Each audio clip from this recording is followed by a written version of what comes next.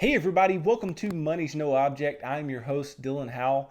This is episode number 40 of our YouTube channel and podcast, and I could not be more excited to continue sharing with you guys personal finance topics and tips and tricks that I think could help you to push towards financial freedom and allow yourself to grow in your knowledge of all things personal finance. Today, we wrap up our discussion of things that aren't really good investments, and that discussion is going to get wrapped up by savings bonds and CDs, or certificates of deposit.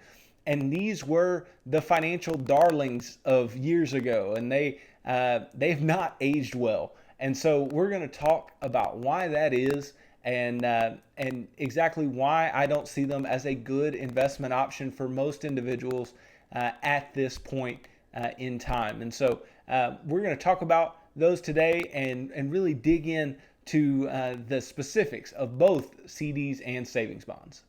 But before we get started, you know the drill. Go down below, click the big red subscribe button if you haven't already. Like this video, leave me any feedback in the comments as we go, and I'll be glad to get back with you guys and respond to all your comments and start a conversation down there in that comment section. Also, if you're listening on Apple or Spotify podcasts, I really appreciate you. If you could, go ahead and subscribe to the podcast, and also give me a review. Let me know how you think I'm doing or what you think I could do better. Leave me a review there. That'd be awesome too. Follow me on social media as well, at MNO with Dylan. And that's going to allow you to get a lot of good free content that I may talk about them on a particular episode, but you may get it every week because I'm putting out things every day on the social media account. So just check that out. And also, if you're interested in financial coaching, if you want to work with a financial coach, if you want to get a financial plan that's going to push your life forward in a better way, then go to my website, www.mnowithdylan.com, and sign up for a financial coaching session there, and I'd be glad to work with you, and we could really help you push towards financial freedom. So let's start our discussion today about what are savings bonds. So savings bonds here, your grandma might have bought you one the day you were born, or bought you one for your birthday when you were a kid, or something like that.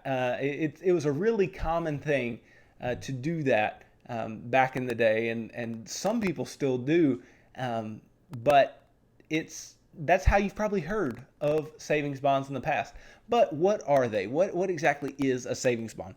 Well, a U.S. savings bond is a government bond that is offered to citizens, and what it does is, just like any other bond, it is debt, but it's debt from the government. And what it does is it helps to fund spending, and what it does for the investor or the saver is to provide a modest rate of return in return for giving the government money for a particular stated period of time. They are issued with zero coupon. So if you remember our discussion of bonds, that some bonds have coupon payments or interest payments. Well, savings bonds don't. They have zero coupon, but they're sold at a discount with an implied fixed rate of interest. And this is over a fixed period of time as well. One of the most common of the savings bonds is the Series EE bonds, which are sold at 50% of their face value, and they mature to full value over the course of 20 years. So that's just one example of what that may look like in practice. So many people find these bonds attractive for a number of reasons, but one may be that they are not subject to state or local income taxes, which is a big deal, and they cannot be easily transferred, and they're non-negotiable. So whoever owns the bond owns the bond. Whoever has the bond has the bond, and you don't have to pay income tax at the state or local level on the gains from that bond. So that's a big deal. But is it enough to say that you should invest in it? We'll talk about it.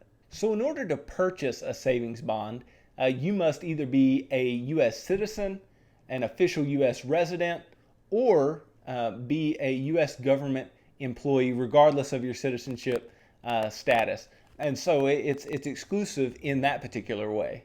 And these are deemed to be the safest type of investments because they are backed by the federal government and therefore seen as risk-free by many. Although nothing is truly risk-free, it's about as risk-free as you get, because if you're holding the debt of the government that can print the money, then you're likely to get your repayment. So that's why they are seen with such a high level of safety. And just like any other bond, it can be called, meaning that the government can pay you back early, but they have to wait at least 12 months after you purchase the bond. And then obviously the longer that you hold it towards maturity, the more money you're going to make, although your percent return is not going to change year to year. So then what about CDs or certificates of deposit? We see these marketed to us all the time. So if you've driven by a bank in your life and just read the sign, they're likely touting CD rates. Well, what is a CD? So certificate of deposit is a product offered by banks and credit unions that provides an interest rate premium or some interest rate return in exchange for the customer or investor agreeing to have a lump sum deposit, so a fixed, large, typically thousands of dollars, large enough amount of money deposited and untouched for some predetermined period of time. And it's obvious why a bank would do this, because the bank is going to take that money and loan it out just like it does with your deposits. But here with certificates of deposit, they know how long they're supposed to have that money. And what's going to happen is if you are to take that money out early, then they are going to charge you some fee for taking the money from them early. And so it's advantageous to financial institutions to do this. So almost all financial institutions do offer CDs, but it's up to the individual bank or financial institution what rate they're going to offer the investor or the customer, and how that rate is going to stack up to their savings account rates and their money market account rates that they also offer. And they can also make the particular decision as to what the penalties are going to be for withdrawal for their specific CDs. Some are more stringent than others on those rules. And so some of the top paying CDs do pay more than your typical savings account or money market account. But obviously, like I've told you before, anytime that there is more return or more flexibility or more given to you, there's also more restriction. So typically those higher paying ones are also going to require you to either put up more money or do it for a longer period of time. And with CDs, the rates do differ heavily between institutions. And so typically the highest CD rates that you can attain nationally are 3 to 5 times greater than the average CD rate being offered. So shopping around does give you a better rate when it comes to purchasing CDs. And even though there are penalties associated with CDs if you do take the money out early, there are also provisions if you need the money for some specific emergency case or something like that. There are things within it that you could get the money out with less penalty or no penalty at all, just depending on the type of CD that is purchased. But one distinct downfall of the CD versus the savings account or money market account is you can't add to a CD. And so what do I mean? Well, with a savings account, you can just feed money into it month after month after month after month, or week after week, however you put money in your accounts. And same thing with a money market account. You could, continuously put money into a money market account and take money out and, be very flexible with the money you put in and out. But with CDs, you put in a lump sum amount and that's it. And if you want to put more money in, you'd have to open another CD with another lump sum. And so that's a disadvantage to the customer or investor, because you may come across more money that you want to save and that you want to put in these particular things. And it'd be really difficult to, keep up with the money you did put in if you have multiple CDs versus just one savings account or one money market account. So that's one distinct disadvantage that you see there.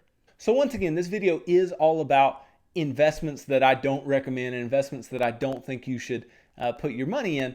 But what we want to talk about first, and what we've talked about in each video this week, is what is an investment and what is speculation.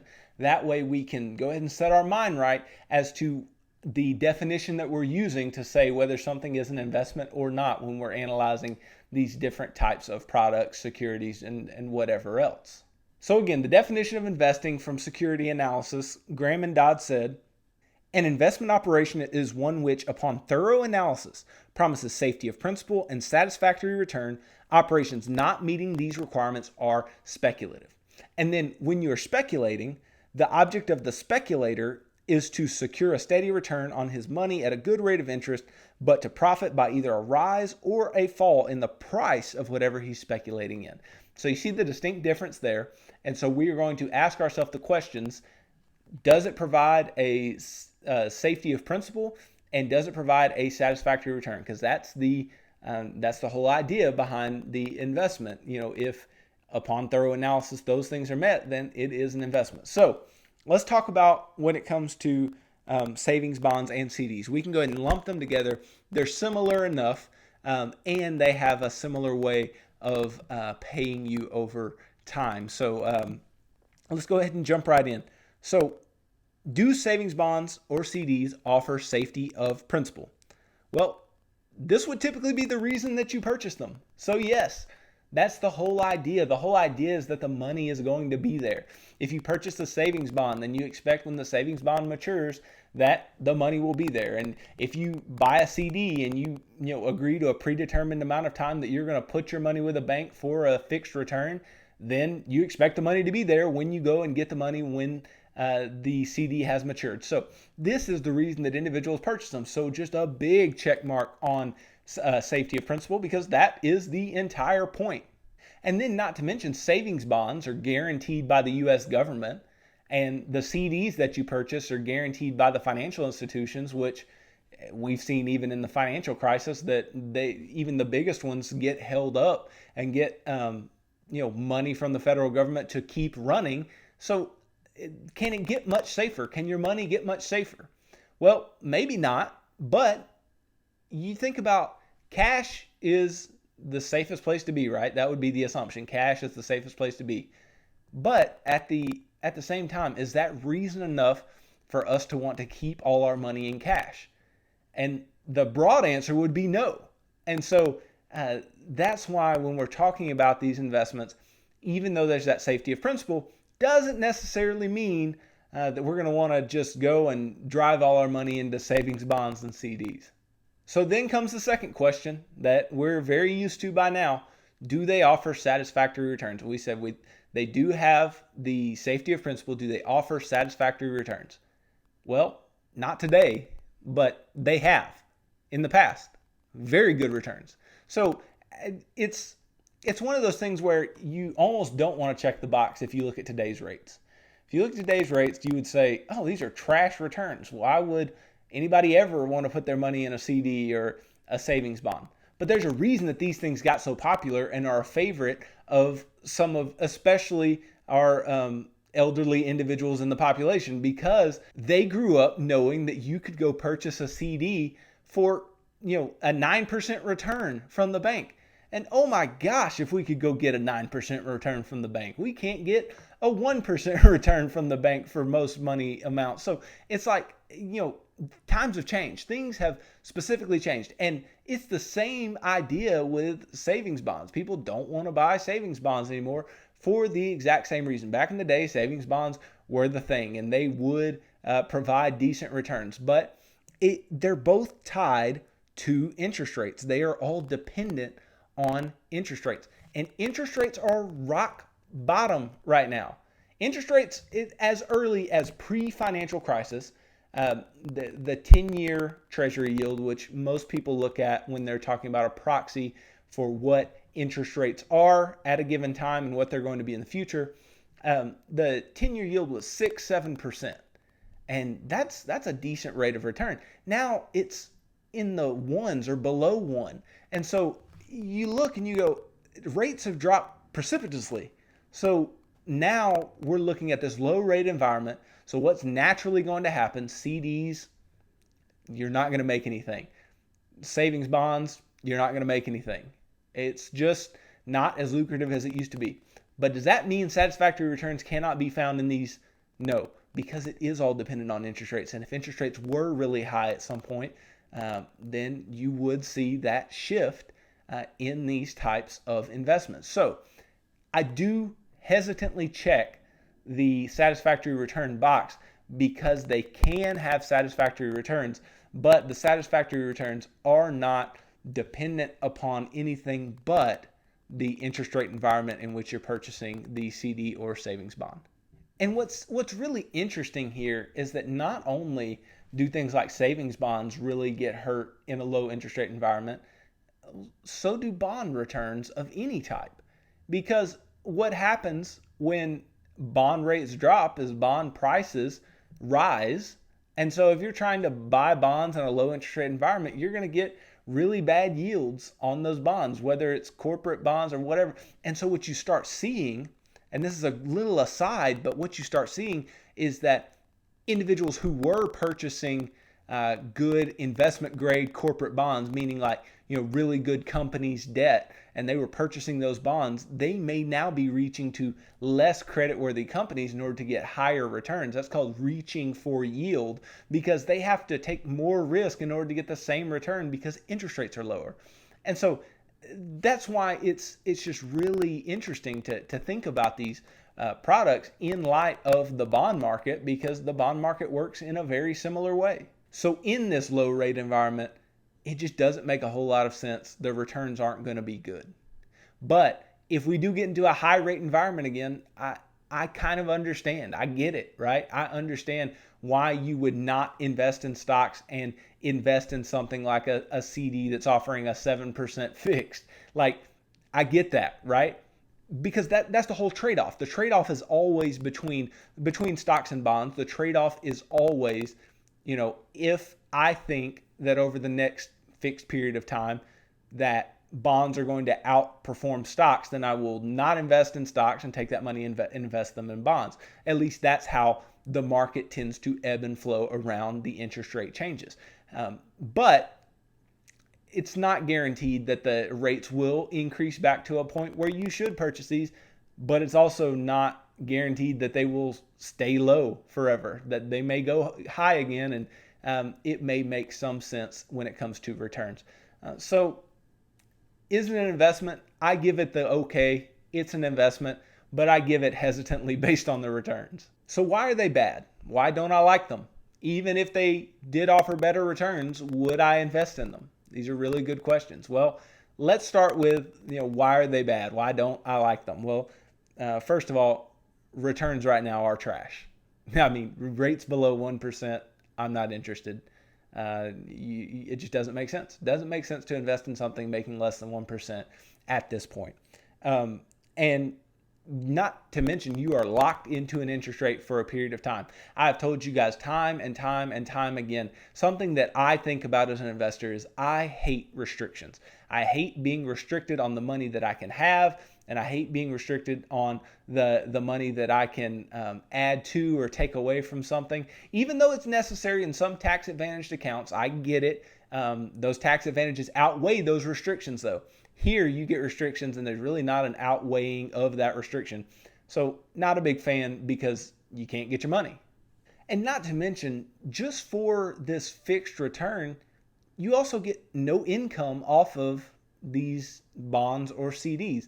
They just increase in value little by little. So you're not seeing anything happen with these bonds or CDs, and you're not receiving anything off of them like you would like a corporate bond that pays a coupon or a dividend paying stock or whatever. So there is no income generation, which I don't like. Even with my stocks, I'm not saying I need all of the stocks that I own to pay dividends, but I do want some type of capital being returned to investors, whether it be by share repurchases or dividends. And with bonds, you do want bonds to pay coupons typically because that is a tangible thing that you can reinvest. But there's none of that with CDs and savings bonds. It's just you're going to get this low fixed rate and it's just going to inch forward over time. And so no income, that's a tough thing. And then a really big one that a lot of people don't take into account because this particular measure has not been out of control anytime lately, and that's inflation risk. Yeah, inflation's been relatively low over the past, 10, 15 years, but that doesn't mean it has to stay that way. And so even with inflation being low, CD rates still tend to lag inflation. So do savings bonds rates still tend to lag inflation. And so if they're lagging inflation, then the value of your money is actually decreasing in these things. And so if the value of your money is declining, that's problematic. I don't want the value of my money declining. And anytime you have some kind of fixed return, that's a problem with anything that is fixed or that is being earned at a fixed rate, or you're getting some kind of, even with bonds where you're getting the fixed coupon. We've talked about that. Inflation rate risk is an issue. Anytime inflation can eat away at returns, it will.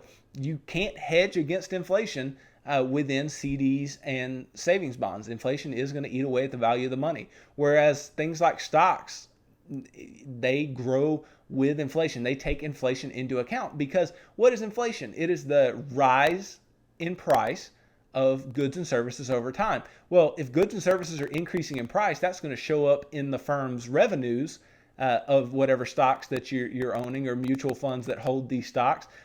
It's going to show up in the firm's revenues, and then subsequently in the firm's bottom line, which as an investor, you have a say, you have a right to some of the corporate profits. And so you see how that actually takes into account inflation, but savings bonds and CDs do not. It's just a fixed return. It's really, really boring, and it is going to get eaten away by inflation. So really, even if it was even with inflation, your money doesn't really grow. It grows nominally, but in a real sense, the value of your money is the same. And then one issue with CDs that I have is that CDs can create a tax burden. And a lot of people don't think about this when they invest in CDs.